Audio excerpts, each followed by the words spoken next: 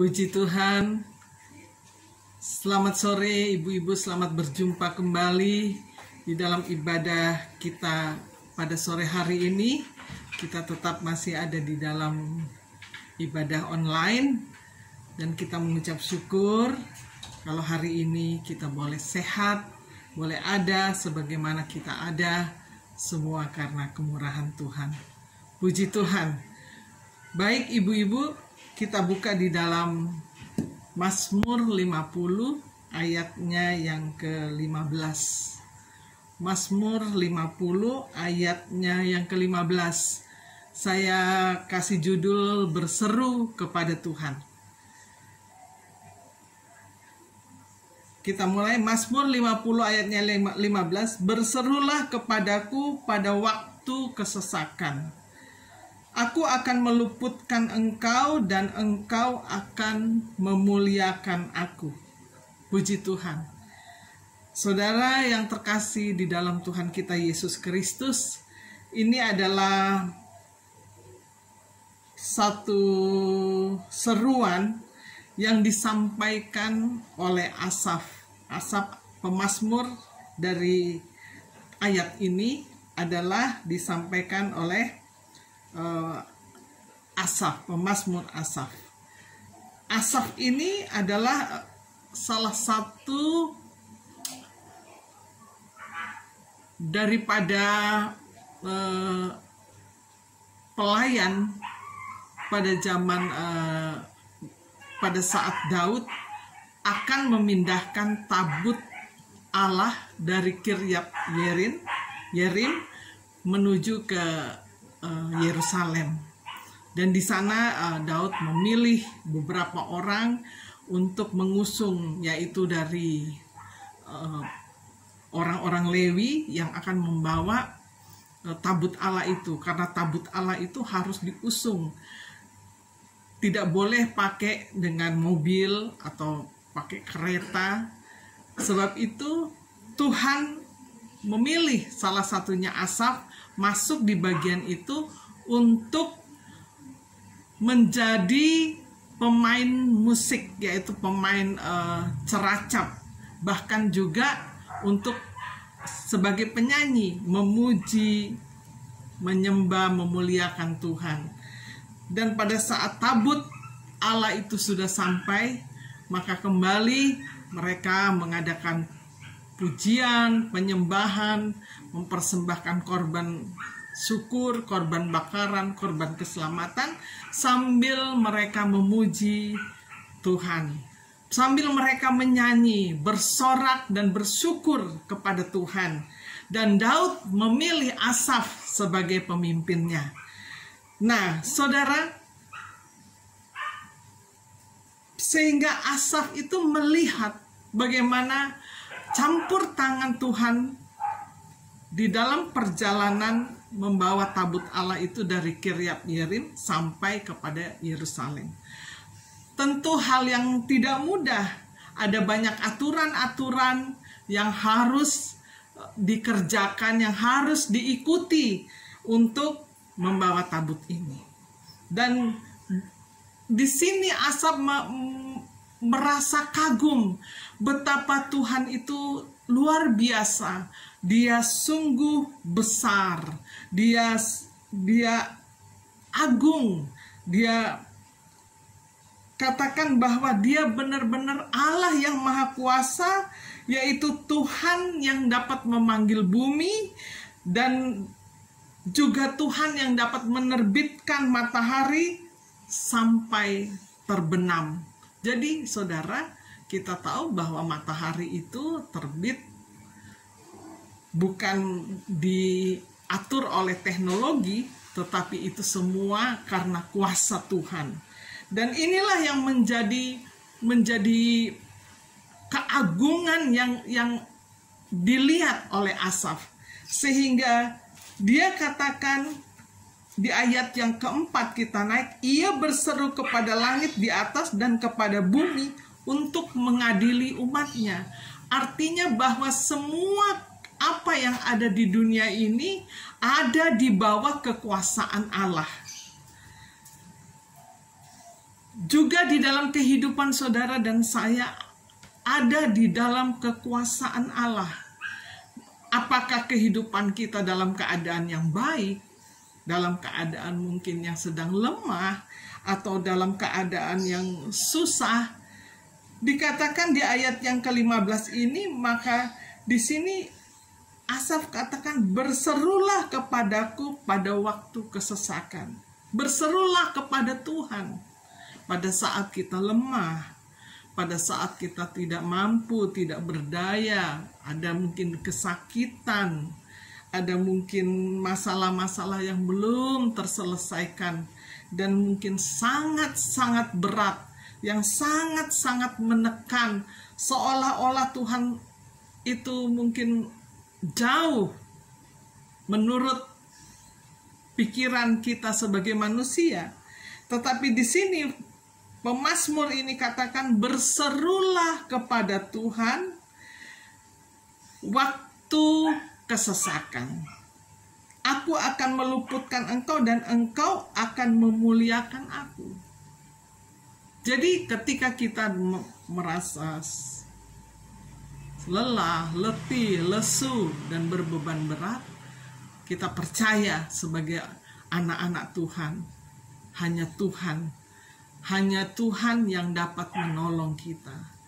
Hanya kita bisa lari kepada Tuhan.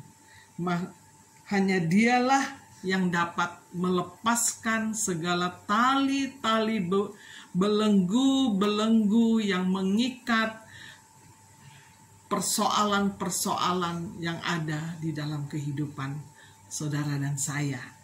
Sehingga di sini kita diajar untuk tidak khawatir. Kita diajar untuk tidak takut. Walaupun di dalam menghadapi masalah, dalam menghadapi kesakitan mungkin, dalam menghadapi ekonomi, mungkin kita merasa takut, khawatir, dan tertekan. Tetapi firman Tuhan ini bilang, berseru saja kepada Tuhan. Artinya datang saja kepada Tuhan.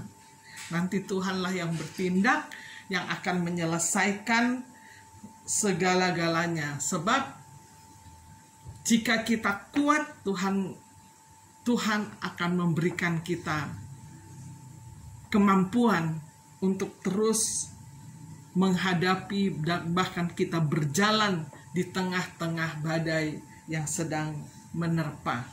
Puji Tuhan. Di dalam kita lihat di dalam Ayub 7 ayatnya yang ke-7. Ayub pasal 7 ayatnya yang ke-7. Ingatlah bahwa hidupku hanya hembusan nafas. Mataku tidak akan lagi melihat yang baik. Orang yang memandang aku tidak akan melihat aku lagi. Sementara engkau memandang aku tidak ada lagi. Sebagaimana awan lenyap dan melayang hilang, demikian juga orang yang turun ke dalam dunia orang mati tidak akan muncul kembali. Ia tidak lagi kembali ke rumahnya dan tidak kenal lagi oleh tempat tinggalnya. Puji Tuhan. Keberadaan Ayub saat itu dalam keadaan di mana dia di dalam posisi yang sangat lemah, berada di dalam titik yang paling rendah. Mengapa? Saat itu kita tahu semua bahwa ujian Ayub luar biasa. Dia menghadapi, sebagai manusia saya kira untuk sampai saat ini belum ada yang menderita seperti Ayub. Ya, dari orang yang kaya semuanya habis. Dia adalah orang yang saleh, yang setia, yang taat kepada Tuhan menghadapi ujian yang diizinkan oleh Tuhan. Tidak mudah. Dan di titik ini apa yang dia pikirkan? bahwa dia seolah-olah sudah tidak mungkin lagi dia merasa akan sembuh. Sebab dia hanya berpikir bahwa dia akan mati.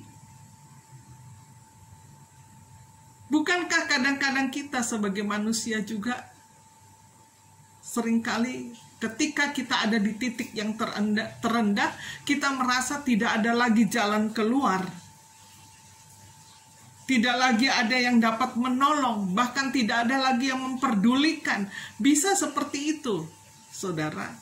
Kita berpikir jika ada di titik seperti ini. Bahkan di sini Ayub mengatakan,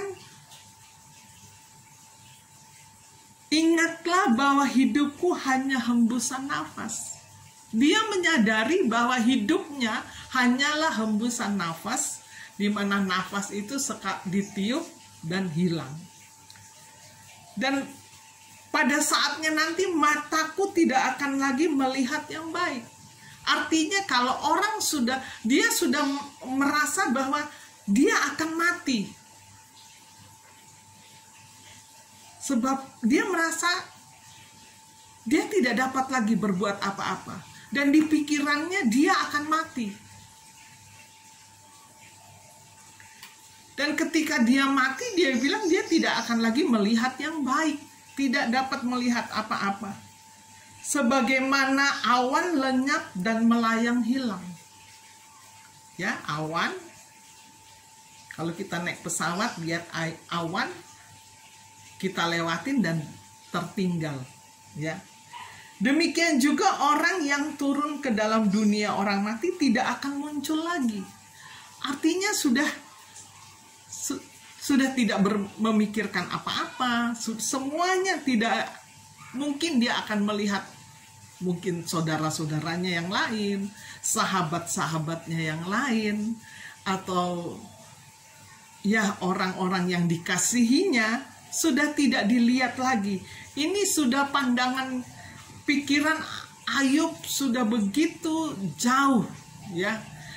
Dia merasa begitu down, saya mau katakan dia ada di titik yang paling rendah, di dalam kelemahannya, di dalam kesakitannya. Dan di ayat yang ke-10 dia katakan, ia tidak lagi kembali ke rumahnya dan tidak dikenal lagi oleh tempat tinggalnya. Bahkan di ayat yang ke-9, sebagaimana awan lenyap dan melayang hilang, demikian juga orang yang turun ke dalam dunia orang mati tidak akan muncul kembali. Ada banyak kali orang, kalau ada yang meninggal, ada yang mati, banyak mitos mengatakan bahwa orang yang belum 40 hari, dia masih ada di dalam rumah, ya. Seringkali banyak orang yang seperti itu. Bahkan di saudara-saudara kita yang lain, mereka kalau ada yang meninggal, merayakan 7 malam, 3 malam, 7 malam, 40 malam. Mereka masih merasa bahwa orang yang mati itu masih ada di rumah, masih ada di sekeliling, mungkin berjalan-jalan atau duduk-duduk, ya, walaupun kita tidak melihat. Itu pandangan-pandangan orang yang tidak mengenal firman. Tetapi bagi saudara dan saya, firman Tuhan ini katakan di ayat 10, ia tidak lagi kembali ke rumahnya. Jadi kalau orang sudah mati, ya sudah selesai, ya. Sudah tidak akan kembali lagi ke rumahnya. Bahkan jalan ke rumahnya pun dia sudah tidak tahu. Dan tidak dikenal lagi oleh tempat tinggalnya. Firman Tuhan katakan seperti itu. Tetapi di sini kita lihat bahwa pikiran Daud, perasaan Daud, di dalam keadaan yang letih, lesu, dalam keadaan lemah dan sakit ini, dia bisa berpikir seperti ini. Artinya dia di titik yang paling rendah, ya sudahlah, berserah saja, apa yang mau terjadi, terjadilah. Ya. Di dalam keadaan yang seperti ini, biarlah kita tetap memandang kepada Tuhan. Bisa terjadi seperti ini di dalam kehidupan manusia. Tetapi saudara dan saya mengucap syukur, kita memiliki firman yang senantiasa memberikan pengertian di dalam kehidupan kita, yang membangunkan iman kita di saat iman kita ini lemah. Ya, di saat iman kita lemah dan mungkin merasa tidak ada pengharapan lagi. Tetapi sebagaimana yang Ayub rasakan, dia merasa ya sudah, dia akan mati. Tetapi tadi pemazmur katakan, berserulah kepada Tuhan di saat kita dalam kesesakan. Maka Tuhanlah yang akan menolong kita, yang akan memberi kemuliaan di dalam kehidupan saudara dan saya. Kita buka juga di dalam Yakobus 1 ayatnya yang ke-23. Yakobus 1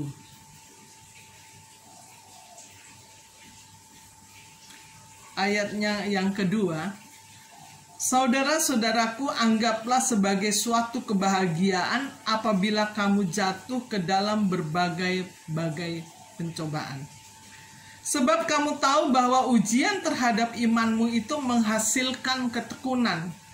Dan biarlah ketekunan itu memperoleh buah yang matang, supaya kamu menjadi sempurna dan utuh, dan tak kekurangan suatu apapun.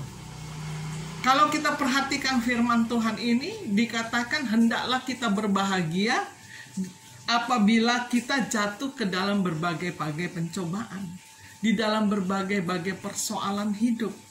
Saudara, secara logika sulit untuk menerima, ya, bahwa kalau kita dalam keadaan tertekan, masalah, sakit, ya, orang yang sakit itu selalu inginnya cepat sembuh. Dengan berbagai cara, pergi ke dokter, minum obat, minum suplemen, segala macam diminum. Yang penting maunya cepat sembuh.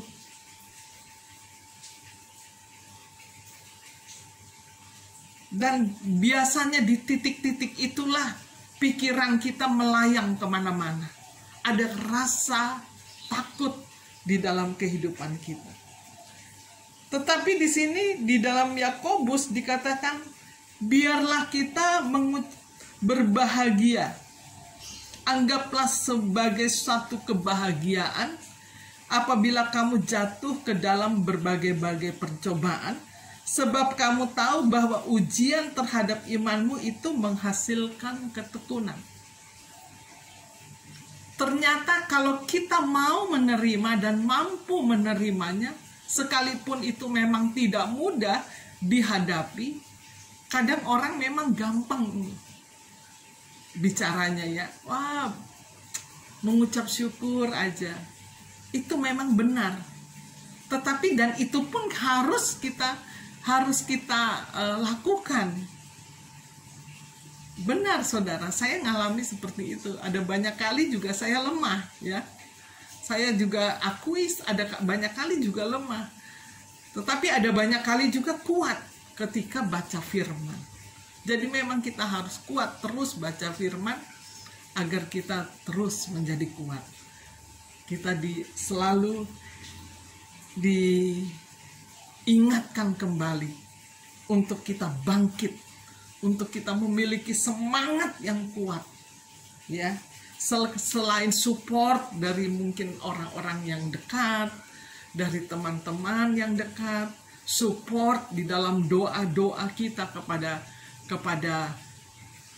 teman-teman, saudara-saudara kita, atau siapapun yang kita tahu mungkin dalam keadaan sedang menghadapi hari-hari yang sulit atau dalam keadaan yang sakit. Hendaklah di sini dikatakan, biarlah kita berbahagia. Artinya Tuhan memberikan kita kekuatan.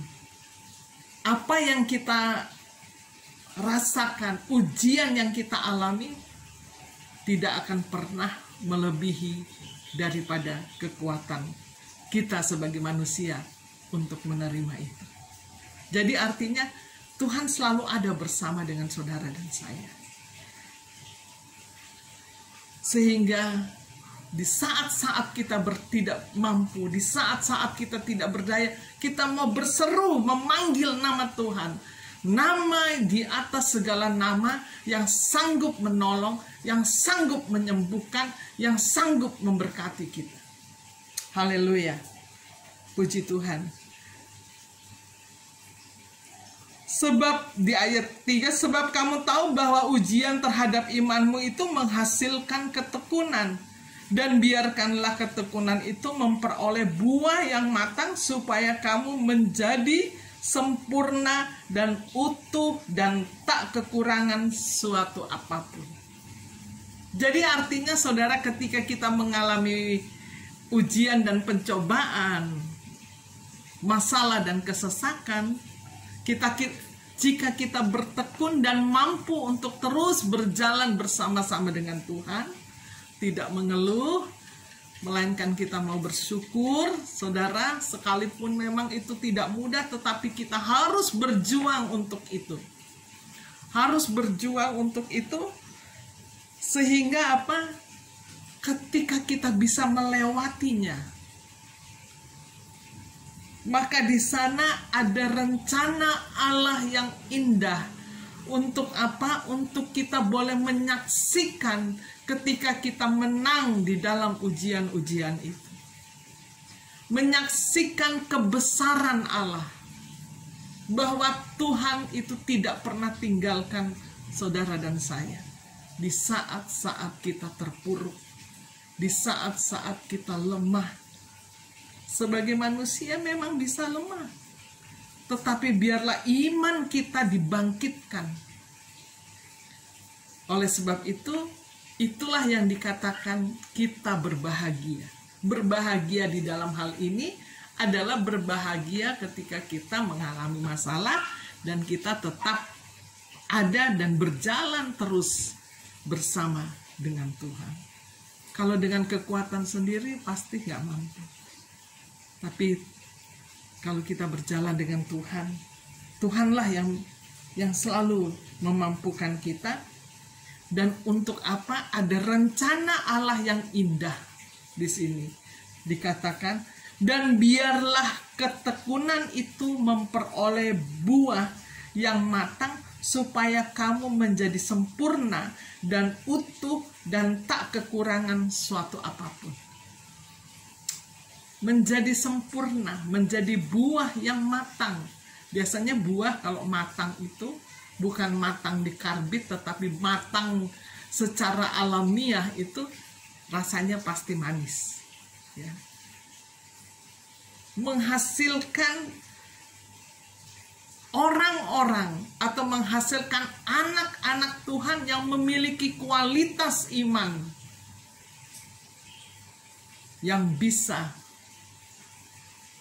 dilihat, bahkan yang bisa disaksikan kepada orang lain, untuk mereka bisa percaya bahwa Tuhan kita Yesus Kristus senantiasa memberikan kita sukacita, bahkan kebahagiaan saat-saat kita menghadapi kesesakan di dalam hidup ini.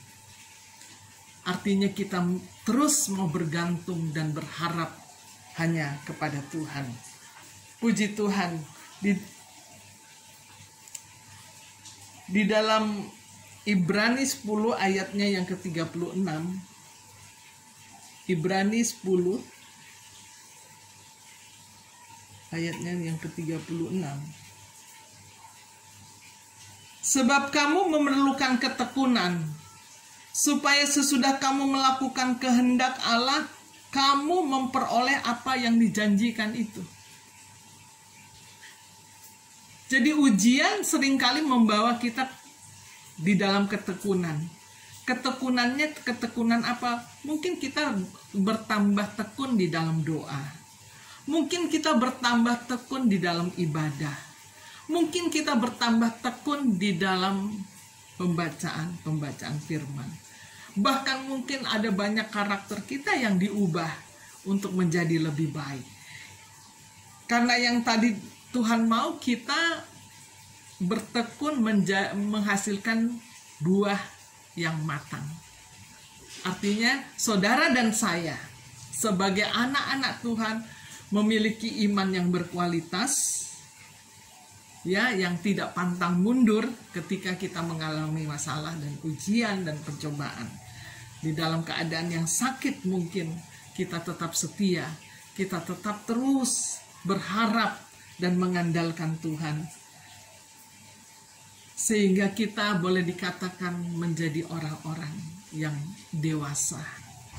Menjadi orang-orang yang berkenan untuk menanti apa yang dijanjikan oleh Allah. Jadi ujian dan pencobaan itu seringkali kita nggak mengerti. Tetapi di sana ada rencana Tuhan yang indah untuk membentuk karakter saya dan saudara. Untuk lebih menjadi karakter-karakter Kristus.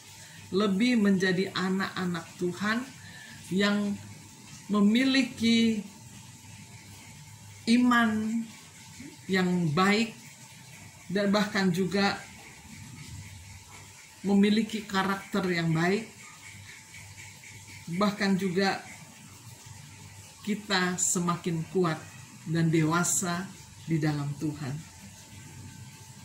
Sebab tidak banyak orang yang dapat melakukan itu.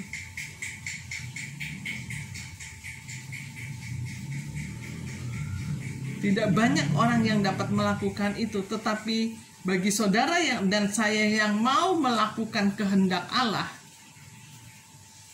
yang pasti kita akan memperoleh apa yang dijanjikan itu.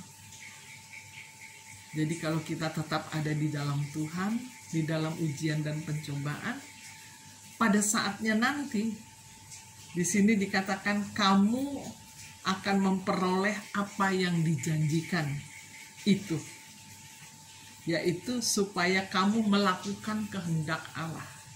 Kita melakukan kehendak Allah dalam susah, dalam senang, dalam keadaan yang mungkin sakit, kita tetap berharap kepada Tuhan, tetap teguh berdiri di dalam iman yang sungguh, sehingga pada saatnya nanti kita akan memperoleh apa yang dijanjikan Tuhan. Puji Tuhan. Kita kemudian lihat Ibrani 13. Ibrani 13.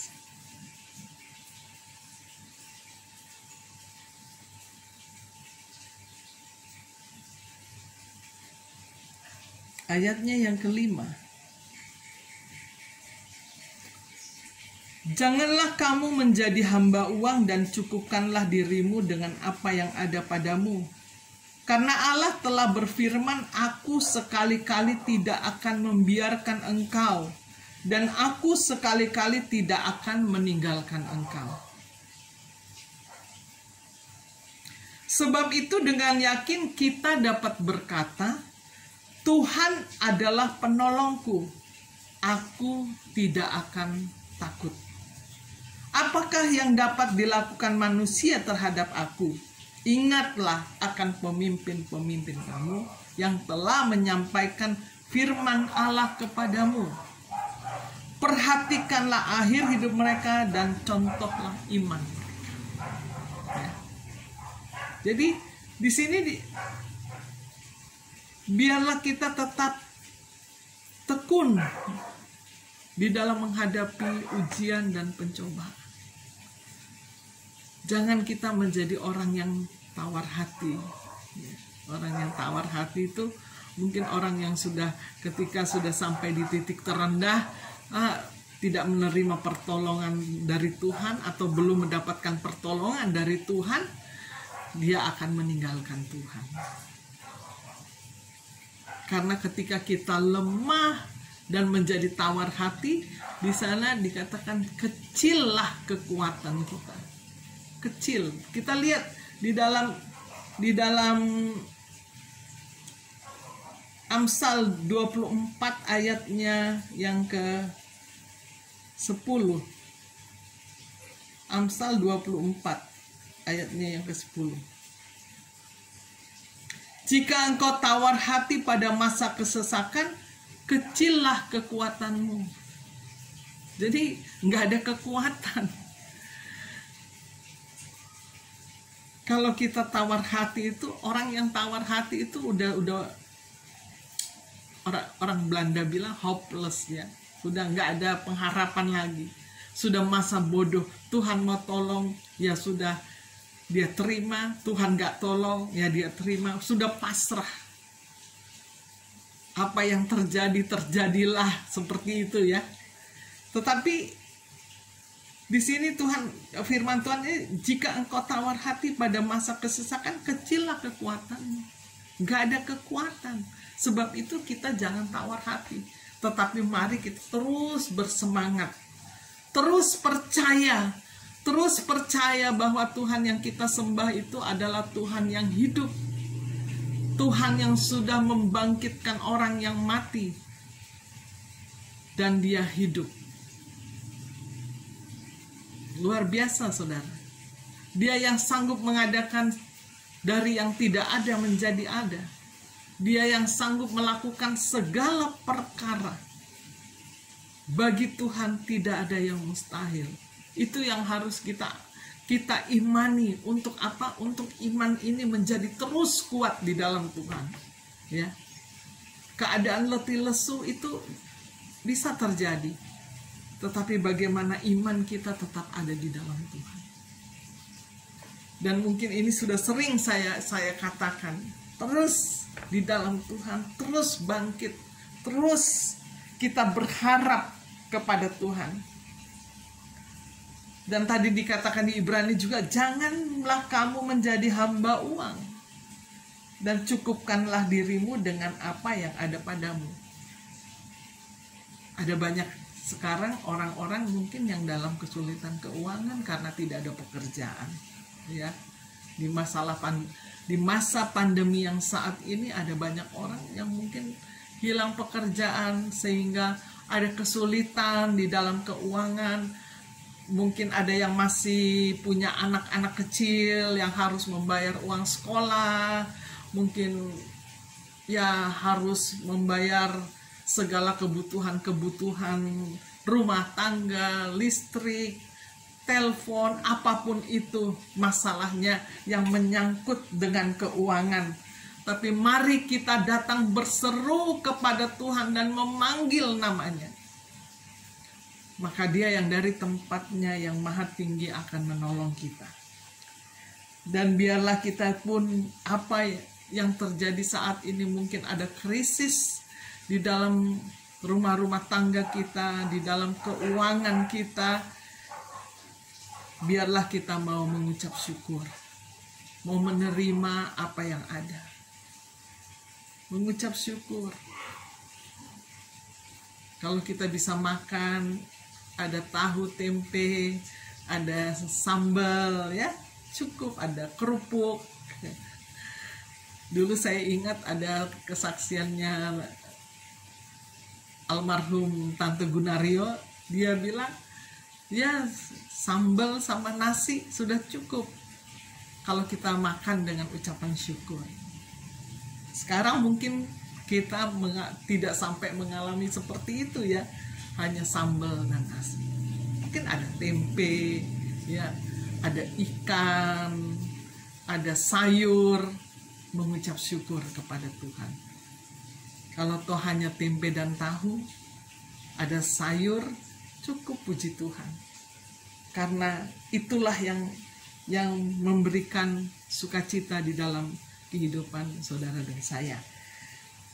Sehingga uang tidak dapat mempengaruhi keadaan iman saudara dan saya. Bukan berarti kita tidak butuh uang. Saya kira setiap manusia yang normal itu butuh uang. Tetapi bukan uang yang terpenting di dalam kehidupan ini. Bahwa uang bisa kita raih jika kita mau bekerja. Uang bisa kita raih kalau Tuhan memberi berkat buat saudara dan saya. Firman Tuhan bilang, Tuhan dapat melakukan segala perkara. Dari yang tidak ada menjadi ada. Artinya, kalau kita berseru kepada Tuhan, Tuhan punya banyak cara untuk menolong saudara dan saya mengatasi keadaan-keadaan ekonomi yang sedang melanda dunia ini. Tetapi biar kita terus mau berseru hanya kepada Tuhan. Yesaya 40 ayatnya ke-29.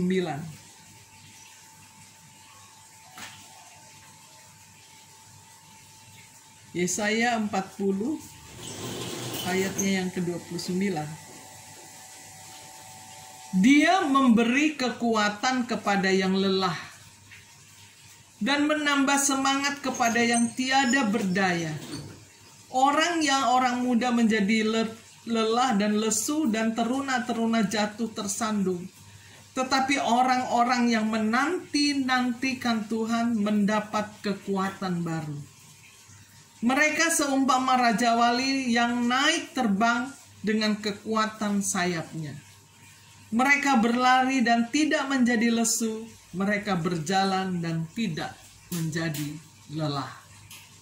Puji Tuhan, orang yang berharap mengandalkan Tuhan, orang yang berseru-seru kepada Tuhan, dikatakan Tuhanlah yang akan memberikan kita kekuatan. Kekuatan kepada yang letih lesu. Sebab itu Yesus katakan di dalam Matius 11 ayat 28, marilah kepadaku hai kamu yang letih lesu dan berbeban berat. Artinya tangan Tuhan mau menerima saudara dan saya ketika kita ada dalam keadaan itu. Caranya seperti apa? Kita datang kepada Dia. Kita datang dengan berdoa. Karena kita nggak bisa lihat Tuhan secara muka dengan muka. Tetapi kita percaya bahwa Dia ada. Amin. Kita percaya bahwa Dia ada di dalam hidup saudara dan saya. Saya seringkali kalau dalam keadaan benar-benar rasanya dalam keadaan yang lemah, tidak ada jalan lain, lipat kaki dan menyembah, berseru kepada Tuhan, menyembah. Tidak terasa, saudara.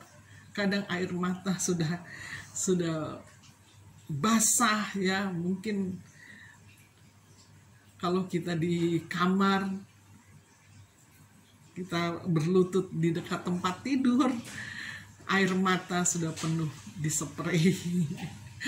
Tetapi mengucap syukur, hanya itulah kekuatan kita datang kepada Tuhan. Karena Dialah, Tuhanlah yang akan memberikan semangat. Saudara, bukan berarti kita tidak dalam keadaan susah dan letih lesu itu. Kita kadang-kadang ingin ngobrol ya, ingin cerita dengan teman. Tidak apa-apa, saudara. Tetapi pilihlah teman yang bisa dipercaya, yang bisa keep it, yang bisa menyimpan apa yang menjadi keluh kesah yang saudara rasakan. Selain yang terutama saudara bawa kepada Tuhan. Bawa kepada Tuhan. Serahkanlah hidupmu, serahkanlah persoalanmu hanya kepada Tuhan, maka Tuhanlah yang akan bertindak. Kalau kita bawa kepada teman, kalau teman itu teman yang seiman, kita ajak untuk apa? Untuk berdoa. Untuk mungkin dia hanya mendengar dan tidak bisa berbuat apa-apa juga. Tetapi dengan kita berdoa bersama-sama, merasakan hadirat Allah bersama-sama, saudara, ada kekuatan baru. Saudara bisa merasa sehat, bisa merasa puas, bisa merasa kuat kembali. Sebagaimana Ayub, ya, dikatakan dia, Elifas sebagai teman, dia datang memberikan support.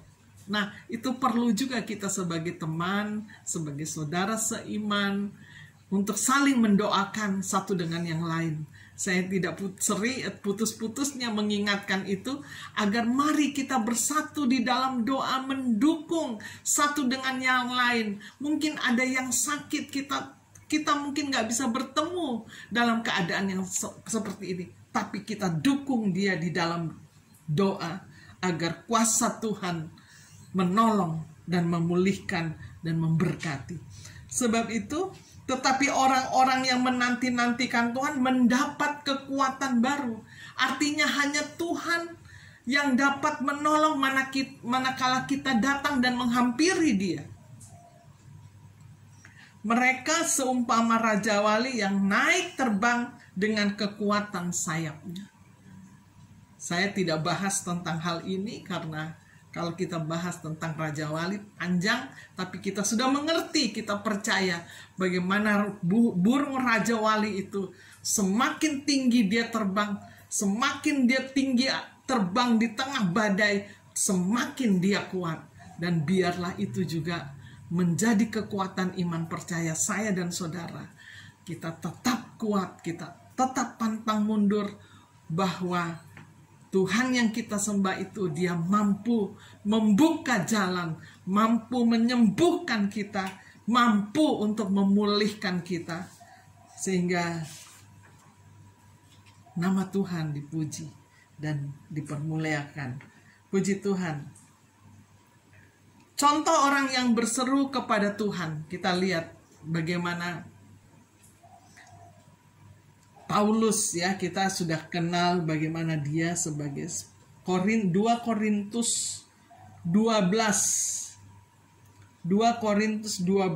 ayatnya yang ke-9.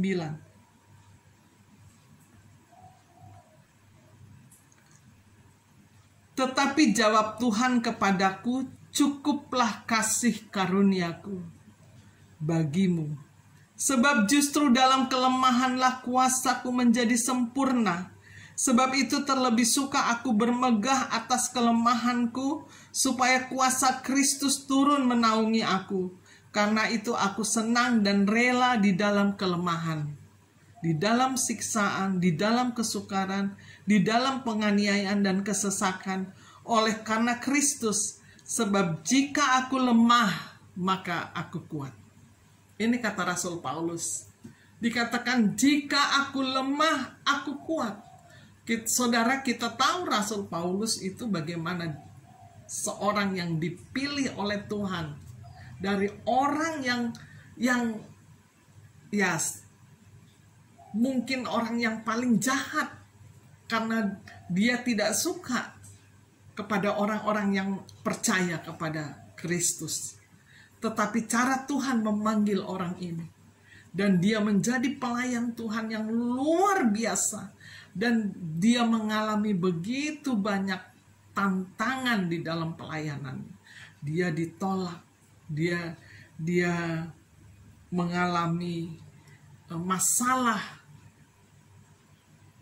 ketika dia berlayar, dia terdampar di batu karang. Bahkan juga dia mengalami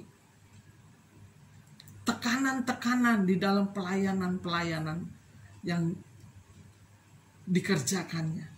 Bahkan di dalam hal satu lagi, bahwa dia memiliki penyakit. Dikatakan ada duri di dalam dirinya. Mungkin orang akan berpikir, ini orang nih udah setia sekali melayani. Apa yang dia tidak kerjakan? Semuanya dia lakukan dengan sungguh.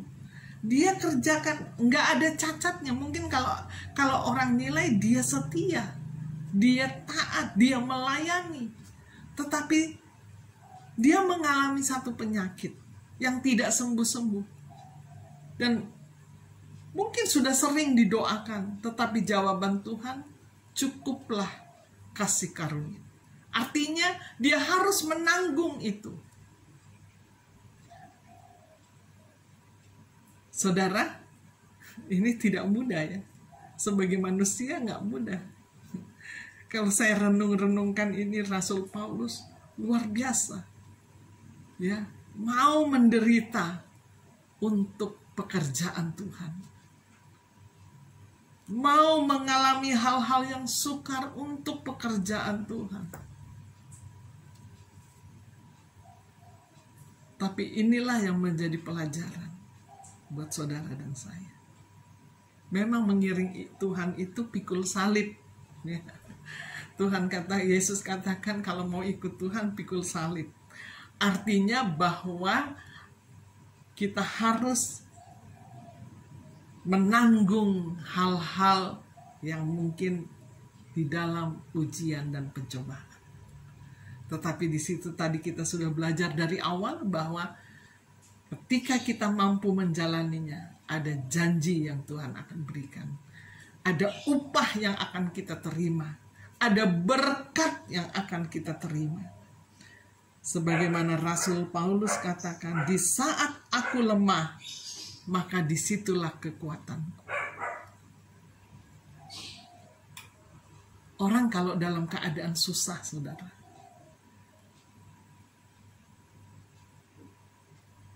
dia mau cari Tuhan. Ya, cari Tuhan. Hanya itu, datang. Jangan tinggalkan Tuhan, tapi mari cari Tuhan.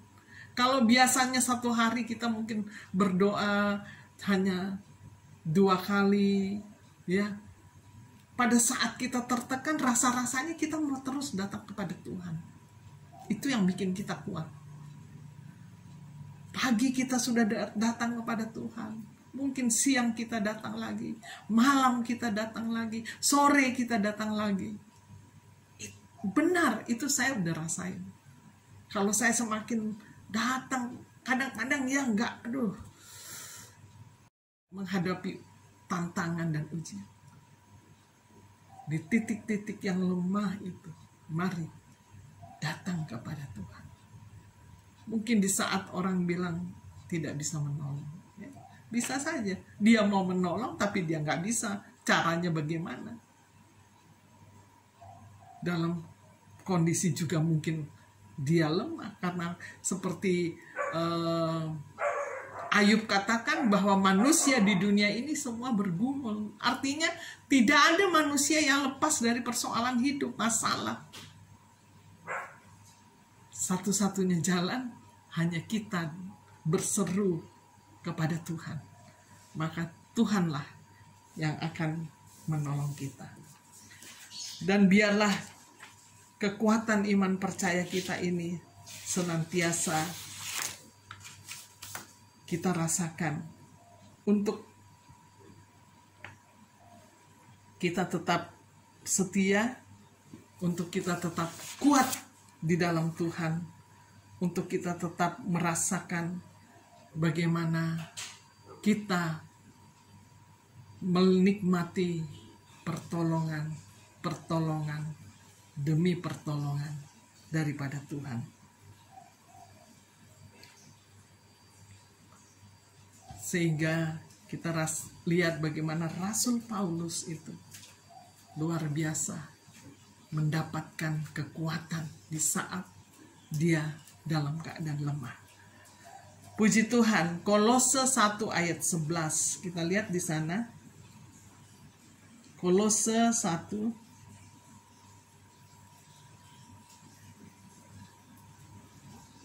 ayatnya yang ke-11. Dan kuatkan dengan segala kekuatan oleh kuasa kemuliaannya, untuk menanggung segala sesuatu dengan tekun dan sabar, dan mengucap syukur dengan sukacita kepada Bapa yang melayakkan kamu untuk mendapat bagian dalam apa yang ditentukan untuk orang-orang yang kudus di dalam kerajaan terang.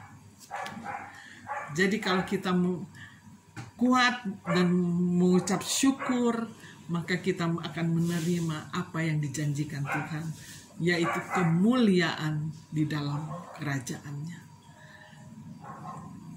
Masalah boleh datang, tetapi biarlah iman kita terus dibangun di dalam Tuhan, sebagaimana pada minggu yang lalu, biar iman kita dibangun di dalam Kristus sebagai batu karang yang teguh, batu karang yang kuat, agar kita pada waktunya akan menerima janji berkat atau upah yang diberikan kepada saudara. Manakala kita mampu menanggung segala beban, segala masalah yang kita alami untuk terus bertekun dan sabar di dalam Tuhan. Jadi intinya tetap sabar ya saudara. Sabar itu tidak mudah mengatasi segala sesuatu di mana keadaan yang mungkin kita tidak mampu, kita harus menekan untuk tetap menerima. Artinya tetap menerima saja keadaan ini dan tetap percaya bahwa Tuhan pasti memberikan jalan keluar. Jadi Tuhan mau kita harus senantiasa berharap kepada Tuhan dan tidak tawar hati, tetap bertekun di dalam Tuhan manakala ada banyak ujian, pencobaan, kesesakan, sakit, penyakit, juga mungkin masalah-masalah yang lain. Berserulah kepada Tuhan, maka Tuhanlah yang akan menolong kita. Bahkan juga kalau kita lihat di dalam Amsal 14, bagaimana orang sabar itu. Amsal 14 ayatnya yang ke-29. Orang yang sabar besar pengertiannya. Jadi orang yang sabar itu besar pengertiannya, dia menjadi bijaksana, wise, ya, menjadi bijaksana. Orang yang besar pengertiannya itu orang yang menerima, ya, mampu menerima. Tetapi siapa cepat marah membesarkan kebodohan. Jadi kalau orang sabar, tenang gitu, nah ini juga PR buat orang-orang yang temperamen, ya, orang-orang yang cepat marah. Ini PR untuk kita minta kepada Tuhan supaya Tuhan memberikan kita ketenangan, untuk memberikan kita pengertian agar kita tidak cepat marah, tetapi kita di dalam menghadapi persoalan hidup, tekanan, biarlah kita menjadi orang yang sabar, sehingga dikatakan hati yang tenang menyegarkan tubuh. Jadi kalau tenang, sabar, maka tubuh ini segar, tubuh ini nggak sakit. Ada banyak orang yang nggak kuat itu bisa sakit, saudara. Kalau mengandalkan kekuatan bisa depresi, ya, bisa cepat marah, tersinggung, sensitif. Ya, saya sendiri seringkali merasa seperti sensitif, ya. Aduh, sedikit saja. Tapi puji Tuhan, ada firman yang mengingatkan kita kembali untuk kita tenang. Sebab orang yang tenang itu dikatakan menjadi menyegarkan tubuh, sehat. Puji Tuhan. Terakhir, saudara. Jadi orang yang sabar itu berpengertian. Orang sabar tenang, ya. Walaupun mungkin rasanya pengen marah juga kalau kita dimarahin, ya. Rasanya pengen lawan juga, tapi tenang, ya. Karena orang yang tenang itu dikatakan bahwa kita mampu mengatasi hal-hal yang bagaimanapun sukarnya. Karena tenang, diam, itu memang kadang-kadang kita harus menekan ego kita, tapi harus tenang, tenang saja, diam saja. Sehingga inilah ujian untuk menjadi sabar. Puji Tuhan. Contoh di dalam Lukas 9 ayatnya yang ke-19.